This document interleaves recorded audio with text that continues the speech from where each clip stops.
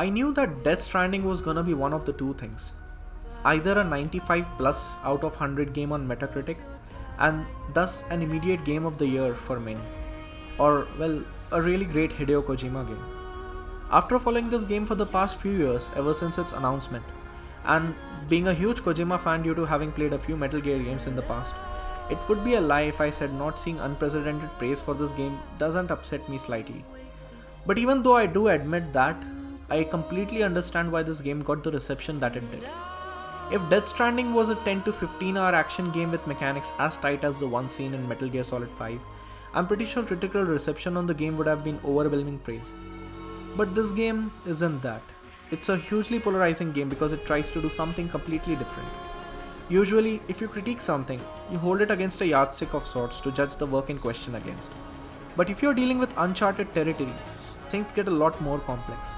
It is, for all intents and purposes, a game where you walk. You walk from point A to point B, and that's apparently 80% of the game. No matter how well thought out the actual mechanics of the traversal may be, how carefully mapped the world terrain may be, how meaningful the multiplayer mechanics may be. You know, the kind that allows other players to connect with you while not really being with you, and how amazingly everything may tie into the overall theme of the game. You cannot deny that it is, at the end of the day, a gameplay loop composed mainly of walking from point A to point B. Not doing anything else for a large part of it, no, but just walking. The mere idea is just so bizarre and new, even to me, and thus I can definitely see why a lot of people may just not really like it, based purely off of that. An average of 84 on Metacritic is actually pretty freaking impressive for the kind of game that this game is. You would think that with such bizarre game mechanics and the usual Kojima madness, this would actually average out at a much lower score.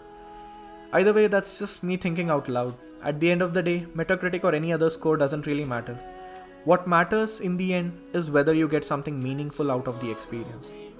And I'm damn sure Death Stranding will prove to be a meaningful experience for millions out there.